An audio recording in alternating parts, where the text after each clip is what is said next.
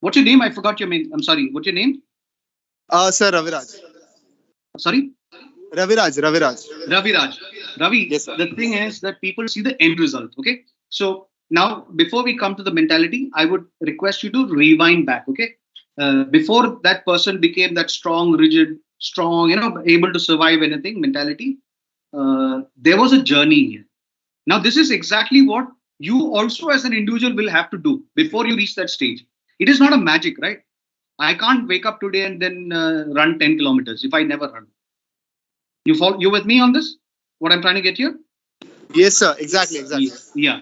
So we were all before that, we were just normal people coming out of a college, having the desire, either desire or somebody we thought it is cool that we will be in uniform, whatever it is. No, it's so many things that bring you to a place.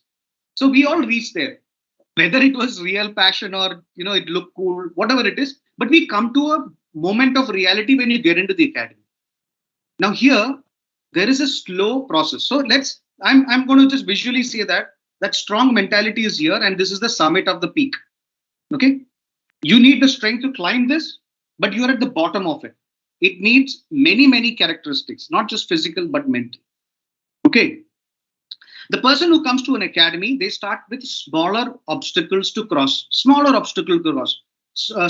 assessment of character, smaller assessment of teamwork. If you are not able to sustain that, what happens is the team or the system weeds you out.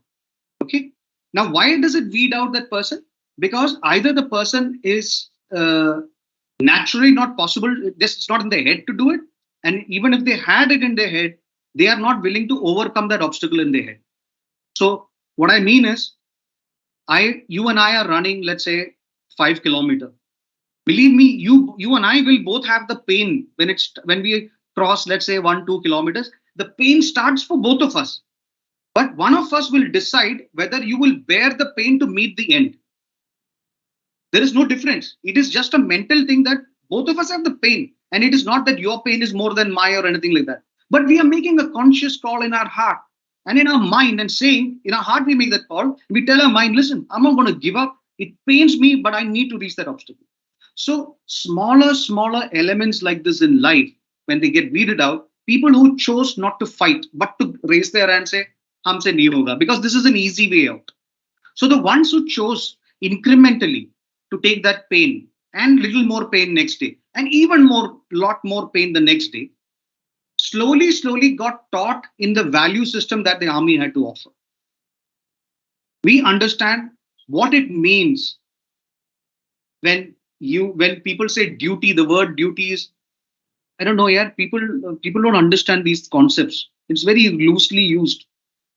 Patriotism, आजकल तो इतना वो हो गया, abuse हो गया patriotism के ऊपर, एक दूसरे के जान ले रहे लोग. We are just one blood.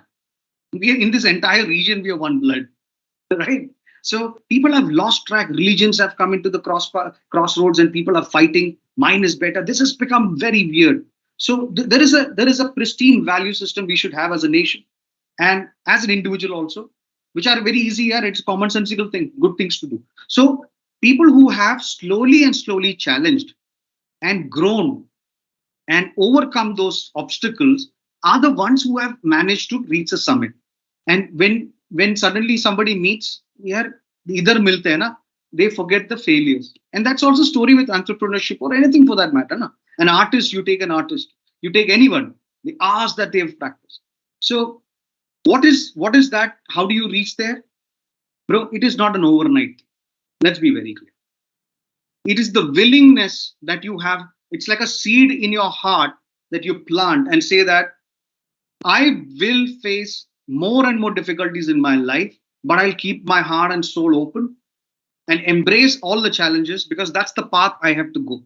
If you have to cross a forest, you will have to cross shrubs, bushes, trees, thorns, obstacles, cliffs, rivers, streams. You have to cross all that if you have to get to the breath. So you have to make up your mind and say, I have locked it. Ab main kuch nahi kar sakta. I will not even let myself fail and others fail. Compassion is very important, bro, because sometimes there is this exercise we do, not exercise. It's a common thing, fun thing also.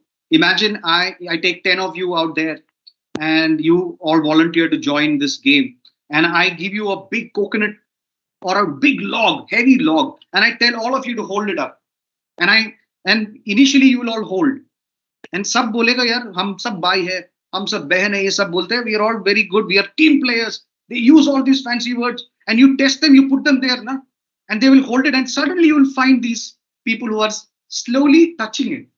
They're not lifting it. So when they start taking this off, the others start suffering. But the others don't know. They are sincerely trying to keep all their strength and stand there. Now you'll find, let's say, 2-3 people who are bakra mar rahe, trying to be smart. And then you take them and say, yeah, go next into the beach. Stand in the rough waves. So the waves are also shaking. So a lot of people will quit and a lot of people will cheat. They are not honest people. And that's not how you build a team. So you have a choice at every point in life, whether you want to be the quitter, the one who didn't quit but trying to pretend. And you can be that, or you can be a sincere person, say, listen, it doesn't matter who lives and who doesn't live. I am who I am and I want to be pristine about what I do. I want to be a winner in life. And I will not let these negativity or negative habits come into my life. So you can choose till your hands break and you fall, yeah, stand there. Or you can be the rest, the ordinary. The choice is yours. Thank you, sir, for that advice. It was like really, really helpful, sir. Yeah, thank you, sir. You're welcome, buddy. Good afternoon, sir. Good afternoon. So my question to you is, how management in the armed forces is different from management in the corporate world?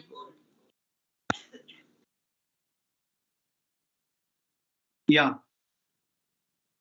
Very beautiful question.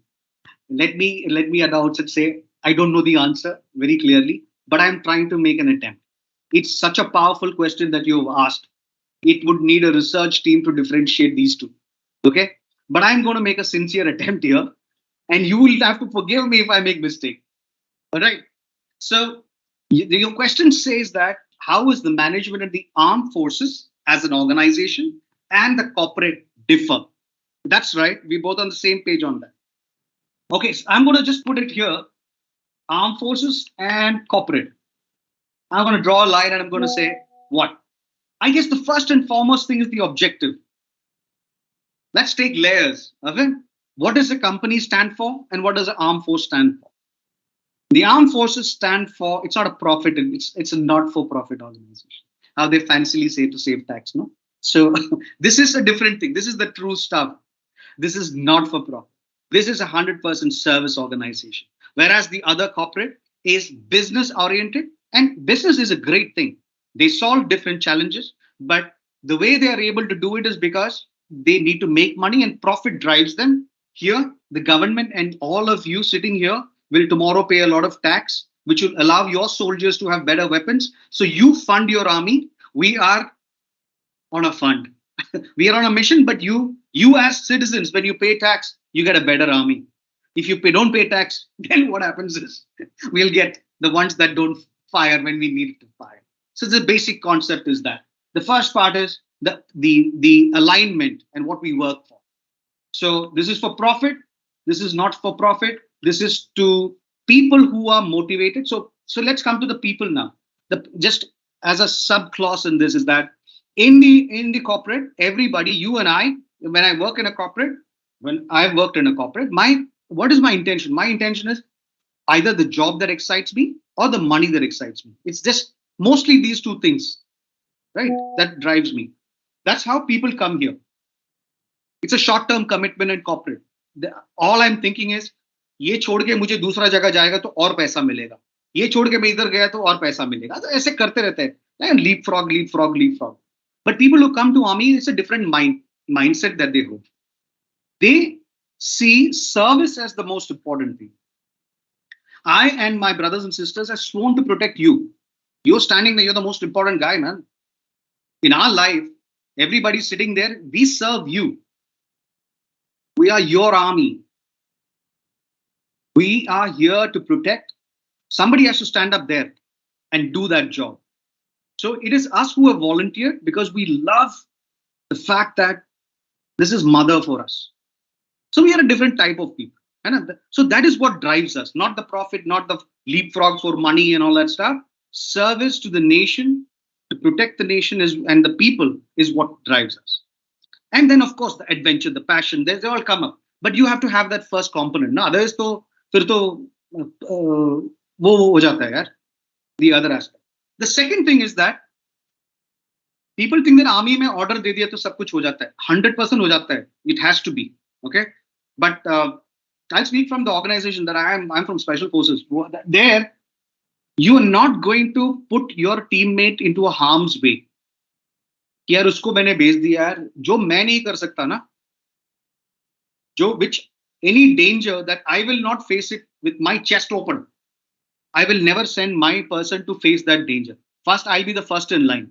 You can look at our conflicts here. Kargil ka dekh lo, har jagah pe dekh lo. If you read about that, you will always see that how we operate. Our officers are always in the front. They are the first one to get a bullet. So simple thing is that your team is everything.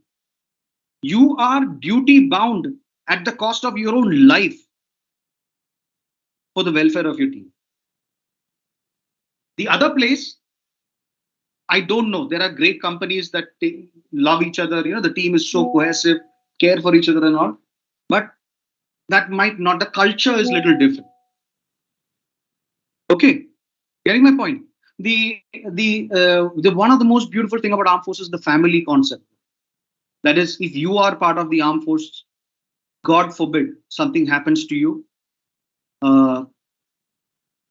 man, the entire family of armed forces, wherever you go, the fact that you're part of the armed forces, there is an instant love, instant owning that you are one of us. So that bond very seldom exists in corporate organization. No, so it's very strong here. So if you try to put it all together, the concepts, what they stand for are different at the top level. Service, profit, culture, work culture, duty, it's what drives you. It's the duty that drives you, not profits that drive you. So in a way, I think these are the differences that is there in a corporate and in a army. Thank you, sir. Most welcome, buddy.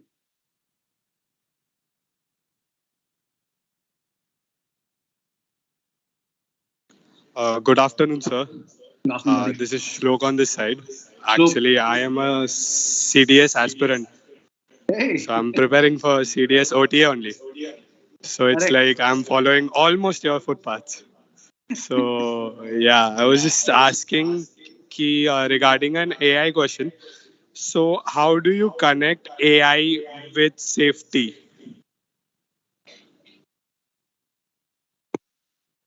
How do you connect AI with safety?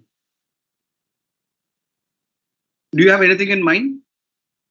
Any field or anything? Because there are so many ways. Is it a general question?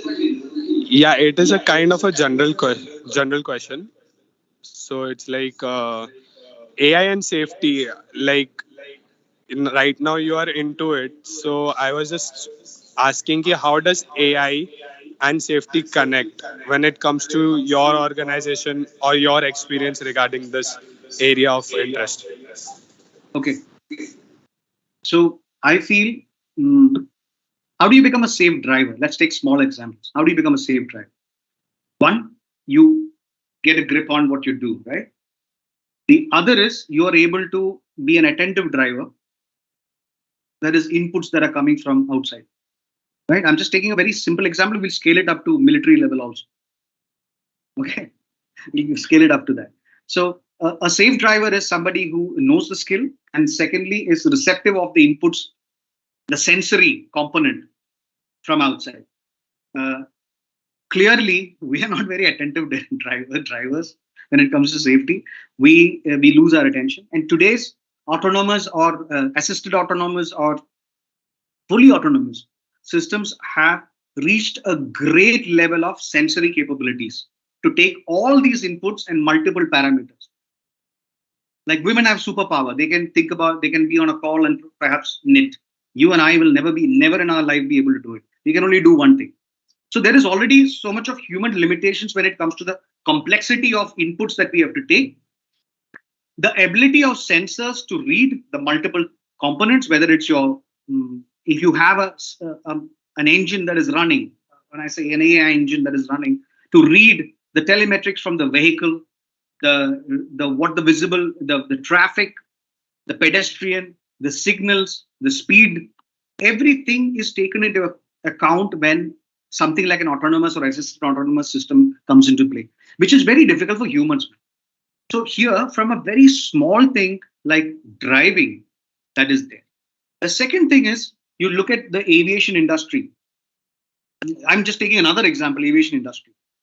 Aviation industry, with the ability, with the kind of data that they collect, not just through sensors, but historical data, they are able to predict if a turbine blade in an engine can become faulty much before it becomes faulty. The machine learning can sort of predict that if there is a mean time between failure, one is the blade's capability, there is a physical characteristics to it. I hope you're following me. I'm not just like going here and there. I'm just taking an example. Yes, sir, I'm following you. So you create an engine and it has 10,000 hours of operation. It is made of, let's say, a special alloy or a tungsten, titanium or whatever it is. You know that what all sorts of pressure can be applied on that blade. And we also have the reading that how much of pressure has been put or how many hours it has been used. And you also know that after 10,000 hours it will fail. Now, 10,000 hours is not the only thing. Maybe the environmental conditions will also dictate a faster degradation. A human cannot keep track of all this. So again, external data, sensory and telemetry inputs from the system, the understanding of the tolerance values, the components that have gone into play, put all that together, we may be in a place, and we are actually in a place much before what today itself, that predictive maintenance is done on engines much before that would fail. That is an exponential thing. Now, you don't have to wait for it to crash. You know that one more, maybe another 100 hours, this is going to fail. Imagine the capability to predict that. Okay, good. The other thing is, in our environment where we are trying to show where the threats are on our maps, geospatial maps, we are trying to find out yahan pe ye incident hua, yahan pe ye incident hua. There are businesses and other people, consumers who have maybe people there, maybe their assets or vehicles there, or their offices there. So let's say a riot is happening and it is spreading. Imagine it reaches till your office and wahan pe sab crowd aake tab andar aa gaya aur ab sabko marpeet kar diya, kuch ho gaya. Uske baad pata chal raha hai, ye sab ho gaya. But imagine the ability that the moment somebody first responds and tweets and sends a picture, for example, I'm just taking a simple example. Yahan pe ho raha hai, the riots are spreading and people are gathering in mass and they are breaking everything and they're coming. Then you can see on the map, okay, they are heading towards your direction. You would be able, you will have some gap, a lead time to do what necessary is to protect your family, office, or employees and stuff, right? So again, the ability to collect that data and process that data and analyze things, that which direction they are going or what are the hate speeches that is coming out of those conversations, which gives you the idea that their intent is to break everything. So they will come and break your place. So safety ka wo, if you look at it, there again you see that. In medicine, again, diagnostics. So think about a case where you are getting a brain scan. Now you might be in let's say you reach a casualty, and typically in casualty, I'm just taking a very simple example where doctors will be junior doctors. When you in emergency room, it's not necessary you'll find a senior doctor. But there is something in your head that the junior doctor might not have learned enough to predict, yaar, ye problem hai iska. Let's say brain mein. But imagine with machine learning algorithms and also a connected data system where the hospital is able to scan you and the system is able to infer or refer to thousands and thousands of brain scans that are done in similar condition, let's say an accident or any other case, a brain scan. Let's keep it simple. Brain scan, what all, why that, and what are the story behind it? What was the treatment? What are the outcomes? Immediately, the machine learning is helping that doctor, prompting the doctor that, hey, these are the things. Ultimately, the doctor will take the call, but not missing out key components. So there is so many ways. AI and this can help in the safety component of life. You take a name. अभी मजाक के लिए just take one field. Take a field. Name a field. Let's try. No, वहाँ पे AI क्या हो सकता है? Sir, let's take AI in army only. Yeah. Brilliant. देखो hardest part ना, they say you should know yourself, your equipment, your men, and your enemy. These are things we need to know. Okay. So when it comes to safety, we transport things a lot. Okay. We transport things a lot. I gave you the first example of safe transport, but we transport through some of the most treacherous terrains in the world. And believe me, for us, accidents happen. An accident is such a bad way to die for a soldier. We want to die getting shot in the battlefield. If we have to die, we want to die in battle. But yeah, accident, okay, yeah, it's such a sad place. Look, imagine I'll be like, if I was in that and I'll be thinking, yeah, what a waste of my life. I should have been in battle to die. So accidents do happen. So safety, that supply chain, entire supply chain, through the worst terrains in the world, safety. The second thing is that imagine we are going to expose our troops into a place where we can't see, because across the ridge we can't see what the threats lie of the enemy. But imagine our satellites, our drones, helicopters, fighters, and other signal intelligence, and all these are combining to map so much of data points, combining to map that there is a possible threat across, and you moving to this square piece of land can expose you to artillery fire. That is painting the picture of the battlefield. Not just the battlefield, not just seeing it on a Google map, but understanding where the adversaries are and what the adversary holds in their hand. Now, these are sensor fusions at a level that we can't imagine. Not everything is visible as a weapon. Sometimes you have to make educated guesses and you have to make those educated inferences. So if you train a model very clearly to identify objects, you could go through 1,000,000 objects in that, let's say, 100 by 100 square kilometer through machine learning and identify what are friendly and what could be possible movement. You could also sense troop. You could also, the machine learning algorithms could look at satellite or imagery, which are live video feeds or satellite imagery, and identify advancement of enemy troops. So again, precious lives can be saved.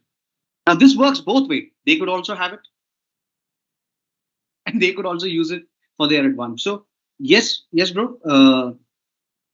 AI helps in many ways, even in a battlefield scenario, whether it's automated systems, whether it is assisted systems, whether it is painting a intelligence scenario in front of you, processing enough decryption, decipher encrypted messages to know that you can intercept enemy communication. You've got a better and faster decryption system.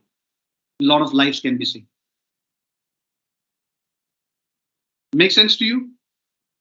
Yes, sir. Last two questions that I would like to ask. One of them is like your message to some CDS aspirants, like what you went through while your preparation for it, and how do you connect in today's like students who are trying for it? Okay. I never went for any preparation. I don't even know what happens in an academy that trains you for a preparation. My idea in my life has always been that if army is a place that needs a certain value system, as a lady and a gentleman, as officers, if you have to be there, there's a certain thing that is required of you, a certain character that is required of you. Now, you can pretend to be a good actor, but somebody comes and tells you, hey, ye dekhta hai, they will check you, so you have to do this, you have to do that. Now, that you have to do this and that is not your original nature, frankly. Some coaching establishment tells you. Now, there is a lot of these coaching establishment that even trains you to do a good tech interview also. You can see all those things. So it is not that you have become that person.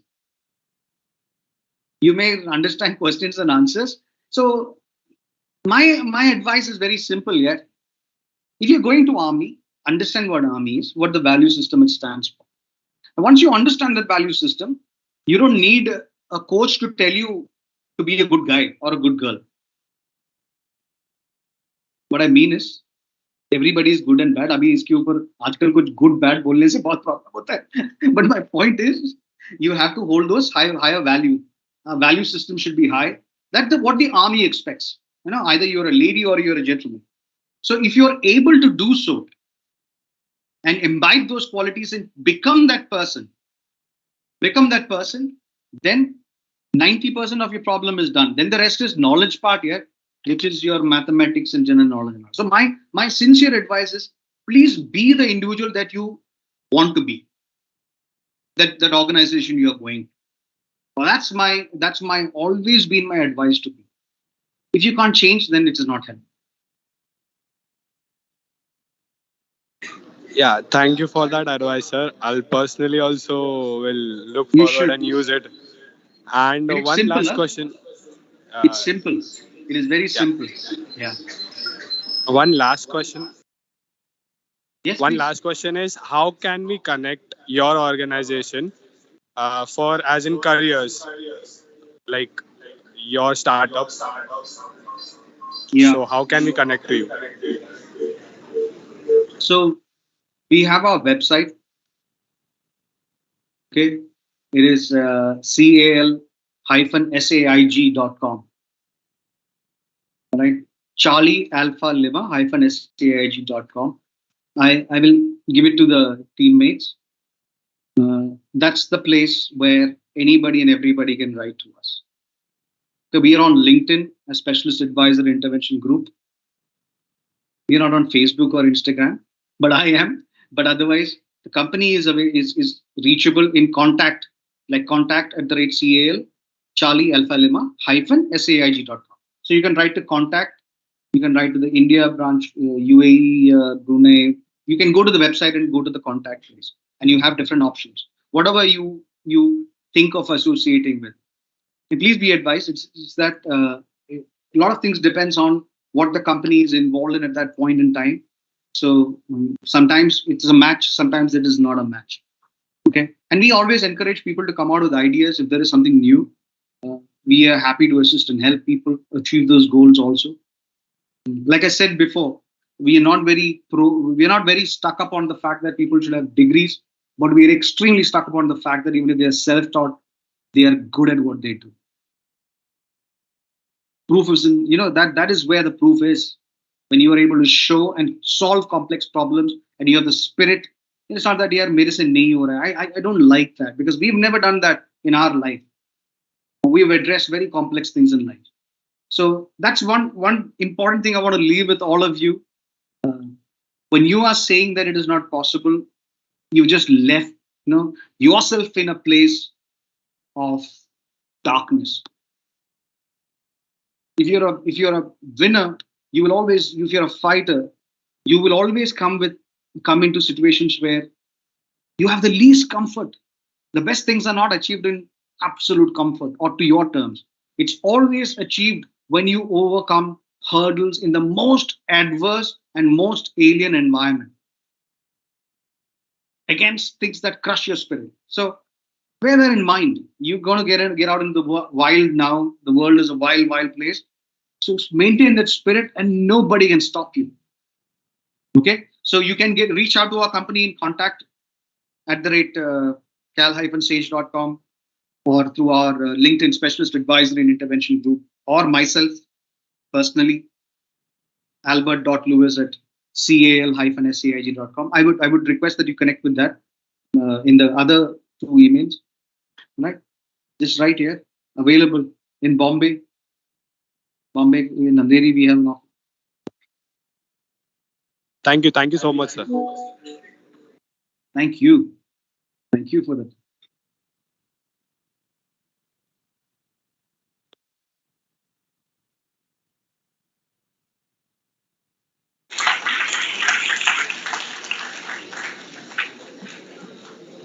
A big thank you for Captain Albus for such an inspirational speech. Thank you for giving us your precious time and sharing your knowledge. It indeed was great having you with us. Thank you so much. Thanks to all your teammates, your management, and all of you who are sitting there very patiently. Have you been held at gunpoint to sit there? No. Okay. So thank you so much. Thank you so much for this opportunity. God bless. Good luck. Cheers. Godspeed.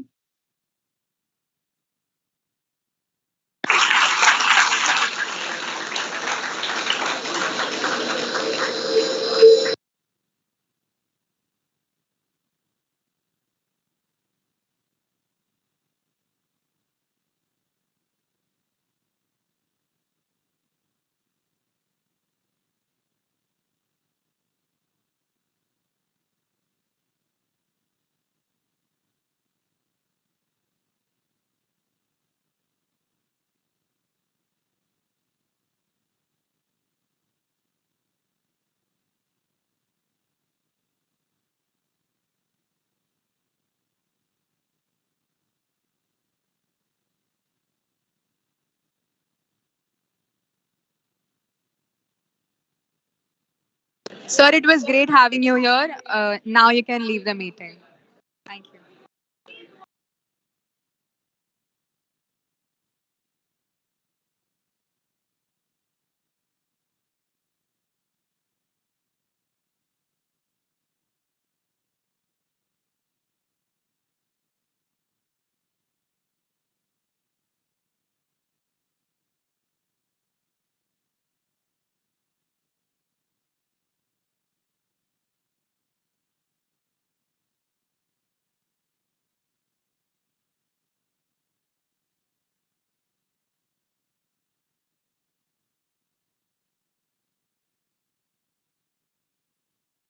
Everyone, now we are done with the meeting. Now you all can leave. Thank you.